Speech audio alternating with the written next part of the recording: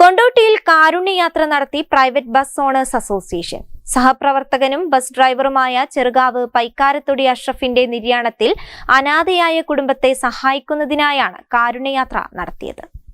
ഇക്കഴിഞ്ഞ മാർച്ച് 23 നിര്യാതനായ ഐക്കരപ്പടിയിലെ പൈക്കാരത്തൊടി അഷ്റഫ് എന്ന ബാബുവിന്റെ ഭാര്യയും വിദ്യാർത്ഥികളായ 2 കുട്ടികളും അടങ്ങുന്ന അനാഥ കുടുംബത്തിനെ സഹായിക്കുന്നതിന് ഫണ്ട് സമാഹരിക്കാൻ വേണ്ടിയാണ് ബസ്സുകളുടെ ഈ കാരുണ്യയാത്ര ലക്ഷ്യമിടുന്നത്.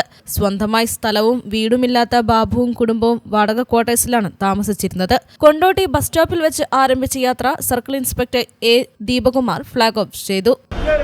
ചെറുകാവ് ഗ്രാമപഞ്ചായത്തിൽ ഐക്കരപ്പടി പ്രദേശത്ത് താമസിച്ചിരുന്ന ബാബു ബസ് ഡ്രൈവറായിരുന്നു. അദ്ദേഹം പെട്ടെന്ന് മരിക്കുകയും അറ്റാക്കായി മരിക്കുകയും അദ്ദേഹത്തിൻ്റെ സഹോദരൻ 6 മാസം മുമ്പ് ഒരു ആക്സിഡൻറ്റിൽ മരിക്കുകയും അങ്ങനെ 2 കുട്ടികൾ അനാഥരായ കുട്ടികൾക്ക് വീടും സ്ഥലവും ഉണ്ടാക്കി കൊടുക്കുക എന്ന ലക്ഷ്യത്തോടു കൂടി അദ്ദേഹത്തിൻ്റെ സഹപ്രവർത്തകരും നാട്ടിലെ അദ്ദേഹത്തിൻ്റെ സുഹൃത്തുക്കളും കൂടി ഉണ്ടാക്കിയൊരു കമ്മിറ്റിയുടെ ഫലമായിട്ടാണ് ഇന്ന് ഈ ബസ്സിലെ കളക്ഷൻ എടുക്കുന്നത്. 150ഓളം ബസ്സുകൾ ഈ ഒരു ഉദ്യമത്തിലേക്ക് തയ്യാറായിട്ടുണ്ട്. അവരെ പ്രത്യേകം അഭിനന്ദനങ്ങൾ അറിയിക്കുകയാണ്. 2 അനാഥരായ കുട്ടികളാണ്. അതുപോലെ തന്നെ വിധവയായ അദ്ദേഹത്തിൻ്റെ ഭാര്യയ്ക്കും വൃദ്ധയായ അദ്ദേഹത്തിൻ്റെ മാതാവിനും ഒരു വീടുണ്ടാക്കി കൊടുക്കുക എന്ന ഉദ്ദേശ ലക്ഷ്യത്തോടു കൂടിയാണ് ഈ കമ്മിറ്റി മുന്നോട്ട് പോകുന്നത്. പ്രൈവറ്റ് ബസ് ഓണേഴ്സ് അസോസിയേഷന്റെയും തൊഴിലാളികളുടെയും നേതൃത്വത്തിൽ മലപ്പുറം, കോഴിക്കോട് ജില്ലകളിൽ നിന്നുള്ള 100ലേറെ ബസ്സുകളാണ് ഈ ജീവകാരുണ്യ പ്രവർത്തനത്തിൽ പങ്കാളികളായത്.